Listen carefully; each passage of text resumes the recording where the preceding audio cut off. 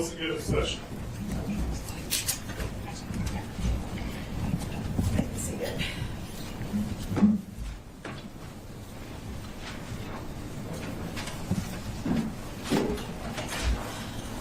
We're going to put testimony with regard to case numbers 25-1709 and 25-1710 upline.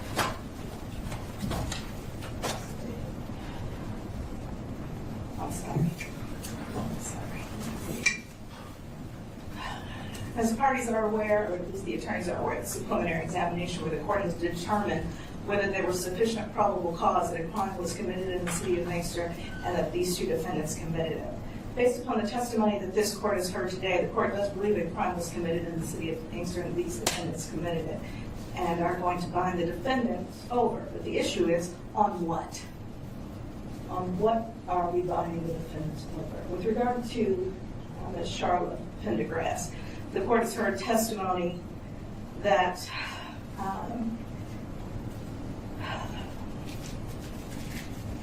from Mr. Lynch that he received a call from Ms. Pendergrass with regard to a tote, that he met with her, that he received this tote, that they had some meetings where conversations were had, both verbal and in writing, that she gave him instructions on how to dispose of, burn, and get rid of a tote, and that the tote was later opened and a body was recovered.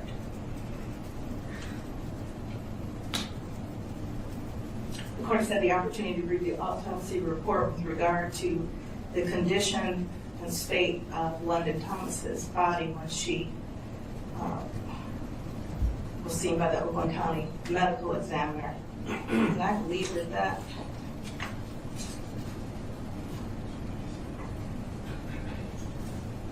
the date of that autopsy was April 27, 2025. The court has also had the opportunity to look at photographs with regard to the state of London's body at the time that the bin was open. The autopsy that was submitted by the prosecution indicates on page 2 the decomposition changes are noted, including skin slippage, green-brown discoloration, bloating, and marbling. The court considered that to be consistent with a body that had been placed in a bin and was concealed for some time after the death. The court also had the opportunity to look at photographs, which are very graphic and do show trauma to the body. It is understandable to this court how a medical examiner wouldn't be able, or may be able to, I don't know, they didn't testify, may or may not be able to testify to this type of bruising being as a result of decomposition, or if it was as a result of actual trauma and specific beating of the body. There would need to be more testimony on that.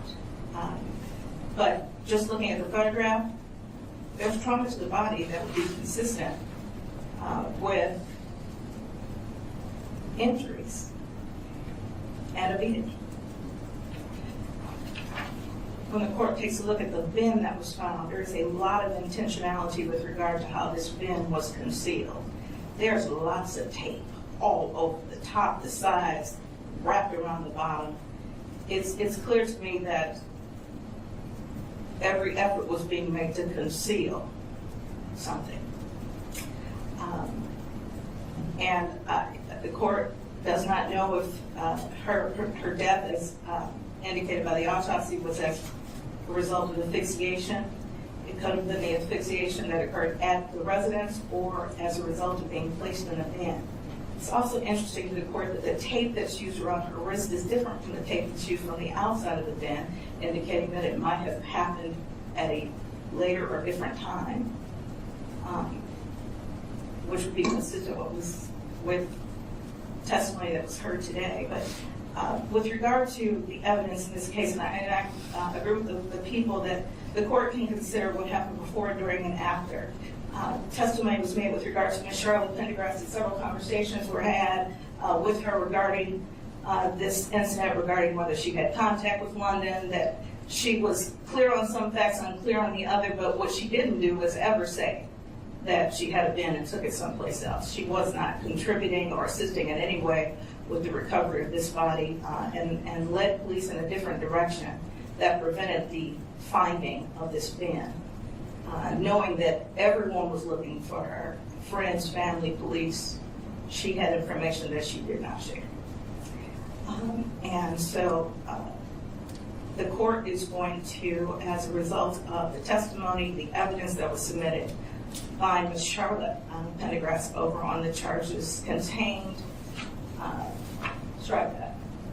the charges requested to be added by the people specifically.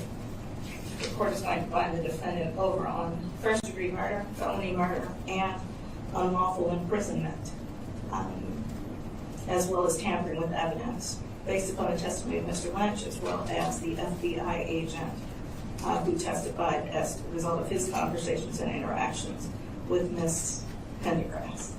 With regard to Mr. Jaylen Pendergrass, the court is going to find him over as well on first-degree and felony murder, as well as unlawful imprisonment and the tampering with evidence charges as requested by the people for the very similar reasons. Again, the autopsy protocol indicates that there was decomposition, that the body had been in that bin for some time. The photographs show trauma to the body that a jury could consider in terms of making their decision as to whether or not Ms. Wilkerson's testimony held credibility.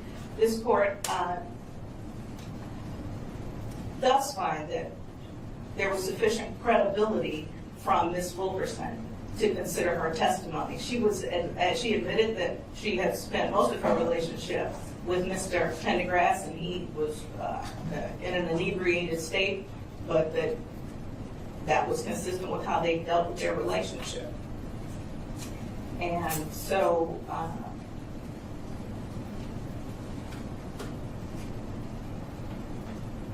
the court finds sufficient evidence to find the defendant, so, and will do so. Thank you. Thank you all. Thank you, Mayor. The court will please. Mayor of the court.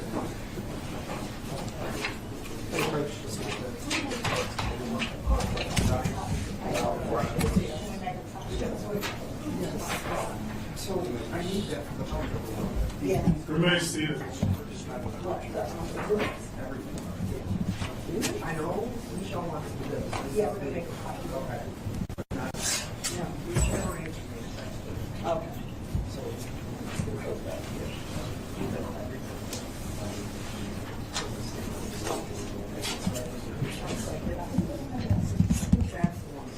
Okay.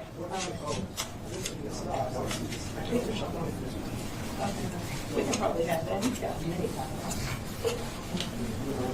Do you, Mr. Bradley, do you have many copies of that? Can we keep them? Okay, so we'll just make copies.